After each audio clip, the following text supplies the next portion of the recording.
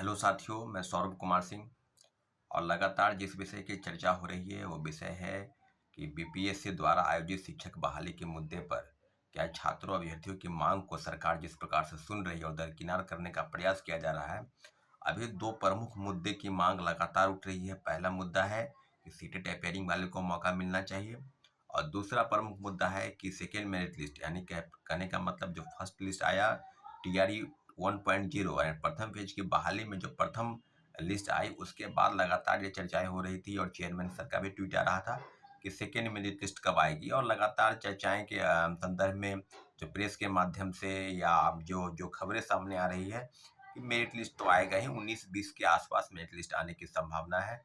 तो आप इस वीडियो के माध्यम से सारे लोगों को हम एक चीज़ स्पष्ट कर देना चाहते हैं कि जितनी भी चीज़ें हैं आपके मन में बहुत सारे शंकाएं हैं कि क्या होगा। लगभग कल एक हम अपलोड किए थे वीडियो, और वीडियो में लगभग मुझे लगता है कि लगभग 1000 के आसपास लोगों ने मैसेज किया यूट्यूब पर और व्हाट्सएप पर मैसेज करके अपने डॉक्यूमेंट, अपनी जो मार्कशीट हैं या कट ऑफ है जिस भी कैटेगरी के, हम प्रथम फेज की बहाली की बात कर रहे हैं, उसको लेकर जितने भी अभ्यर्थी होते हैं सब ने अपने मैसेज किए हैं। तो कई अभ्यर्थियों की बात जो समस्या है उसको हमने समाधान भी किया है, बताया भी है।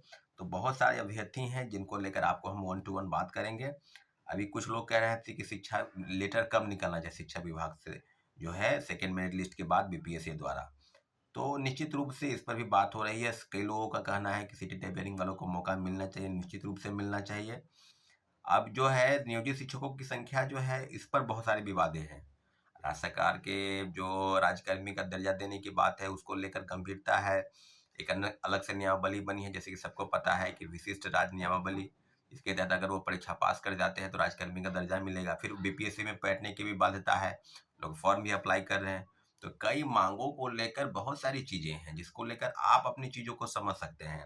सीटेट अपेयरिंग वालों को मौका मिलना चाहिए। सीटेट अपेयरिंग की मांग आज की बात नहीं है, कई दिनों से, लगभग 8-10 दिनों से उसकी मांग चल रही है।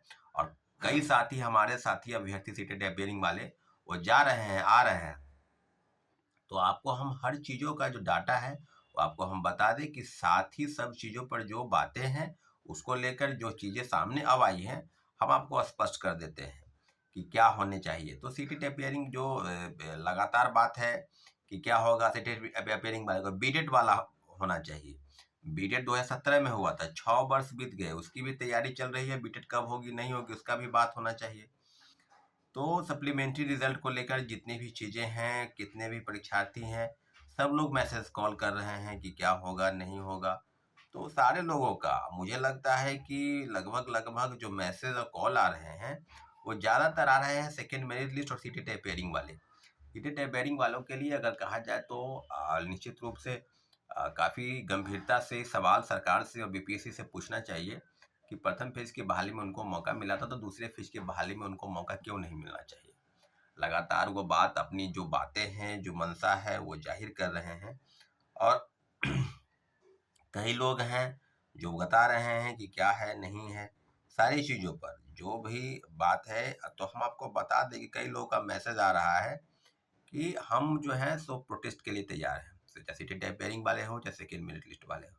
तो सब लोगों से आग्रह करते हैं कि हमारे चैनल को आप सब्सक्राइब कर दें, हमारे वीडियो को शेयर करें, लाइक करें, और जो बातें आप तक है वो हम तक पहुंचे। मेरी बातों को, क्योंकि छात्र हित में जो भी बातें होती है उसको आप तक पहुंचाने का प्रयास करते हैं। तो हम अपने यूट्यूब के माध्यम से, कम्युनिटी पोस्ट के माध्यम से, इंस्टाग्राम के माध्यम से ही आप तक पहुंच सकते हैं।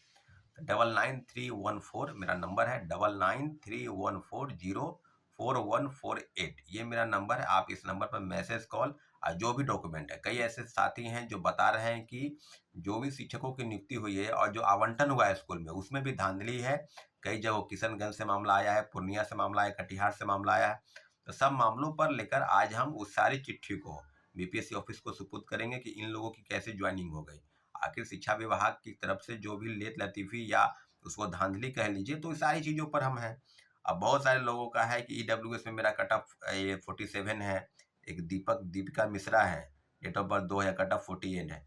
निश्चित रूप से कट ऑफ 48 है, इनका 47 आ रहा है। तो एक आसपास जो हम अनुमान लगाते हैं कि 1 या 2 नंबर तमाम कैटेगरी की, चाहे उसी कैटेगरी का, तो वो आपको वो उस पर रिजल्ट आने की संभावना है। कई लोग बता रहे हैं कि 5-6 हज़ार आएगा, प्रेस वाले का भी कहना है कि अप्रोक्स 10,000 आएगा। तो सारे जिला शिक्षा पदाधिकारियों से जो डाटा है वो मांगा जा रहा है। तो ओवरऑल जो डाटा आएगा उसी डाटा के आधार पर जो है वो चीजें निकलेगी रिजल्ट के रूप में। तो स्पष्ट हम बता दें कि सामने में जो भी चीजें आपके माध्यम से या मेरे माध्यम से जो चीजें आएंगी उसको लेकर काफी गंभीरता से विचार करने की जरूरत है।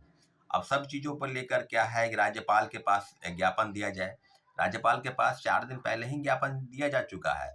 राज्यपाल एक दिन जिस दिन हम लोग गए थे उसमें राज्यपाल, शिक्षा विभाग, मुख्यमंत्री सचिवालय और बीपीएससी चारों को आवेदन दिया गया था। परंतु जो सबसे प्रमुख मांग है कि अपेयरिंग वाले को मौका मिलना चाहिए। प्रथम फेज की बहाली में मिला था तो दूसरे फेज की बहाली में भी इन लोगों को मौका जरूर मिलना चाहिए। कुछ और हैं लोग जिसके लिए काफी मैसेज और कॉल आ रहे थे। आपको हम बता दें कि ईडब्ल्यूएस मेल 55 है और कट ऑफ 56 गया है। तो हम सब लोगों का, जिन लोगों के अब हम स्पष्ट कर दें, किसी को खुश करने की और उसको दुख पहुंचाने का कोई इरादा नहीं है। स्पष्ट है कि 1 नंबर या 2 नंबर या उसी कट ऑफ पर आप तमाम कैटेगरी के अगर लोग हैं तो उम्मीद करते हैं कि अगर वो रिजल्ट 15,000 से 20,000 तक जाता है तो फिर आपकी अनुमानतः आप उस कट ऑफ में आ सकते हैं। परंतु जब रिजल्ट थोड़ा कम आएगा, अगर 10,000 आएगा तो संभवतः उसी कट ऑफ पर या 1 नंबर कम वाले का उसमें आने के चांस है। अब किसी को लेकर अब कुछ गलतफहमी अगर आप पाल लीजिएगा कि क्या होगा नहीं होगा, तो 2 प्रमुख मांग सीटें टेपेरिंग और मौका मिलना चाहिए सेकेंड मेरिट लिस्ट का जो है उसकी उम्मीद।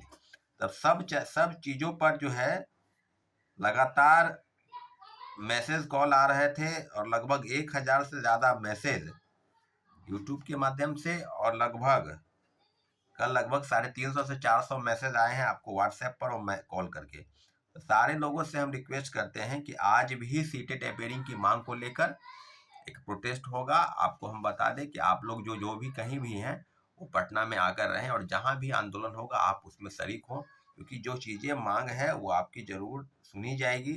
सरकार तक हम लोग पहुंचाने का प्रयास कर रहे हैं।